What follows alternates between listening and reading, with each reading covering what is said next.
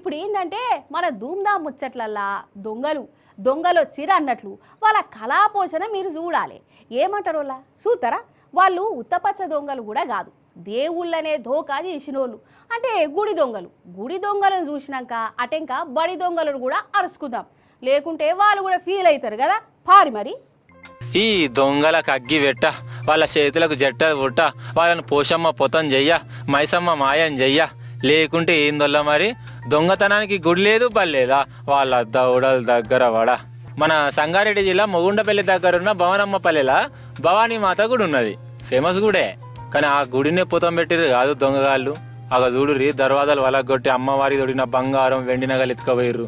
వాళ్ళ కంట్లే రవుతూ ఇక బంగారం వెండి జాలలేదని ఇంకా హుండీలను కూడా ఎత్తుకపోయిర్రు. అందులో ఉన్న పైసలను మాయం చేసి ఖాళీ చేసిన హుండిని కచ్చలలో పడేసిర్రు. దగ్గర 10 లక్షల రూపాయల దాకా పోయినాయని అంటుర్రు గుళ్ళకెళ్ళి. ఇక చెప్పు ఈ దొంగలను ఏమనాలే? వాళ్ళకు కొంచెం అన్నా భయం భక్తి లేకుంటే ఎట్లనోళ్ళ? అమ్మవారినే మోసం చేస్తే ఏందన్నట్టు కళ్ళు పోతాయన్న భయం కూడా ఉంటలేదు దివానాగాళ్లకు.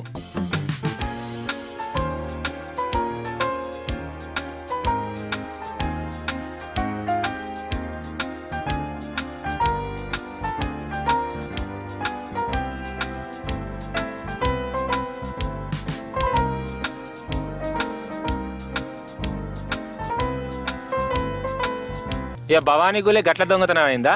ఇక ఇప్పుడు చదువులు చెప్పే కాలేజీలో చూడుర్రి, దొంగలు పడి ₹1 కోటి దాకా ఎత్తుకోపోయిర్రు అట. రంగారెడ్డి జిల్లా అబ్దుల్లాపూర్ మేట్లో ఉన్న ఇంజనీరింగ్ కాలేజీలో దొంగలు పడ్డారు. పైసలు దాచిన అర్రలో పోయిర్రు. మరి పైసలు అందులోనే ఉంటాయని ఆ దొంగలకు ఎట్లా ఎరికైందో మరి నాకు తెలియదు. దగ్గర ₹1 కోటి దాకా మాయం చేసిర్రని అంటుర్రు. కానీ చూసినావా దొంగలు రాను ఎట్లా మూపైతుర్రు? బడి లేదు గుడి లేదు, పైసలు రింపుకునుడే కావాలి అన్నట్టు చేస్తాను.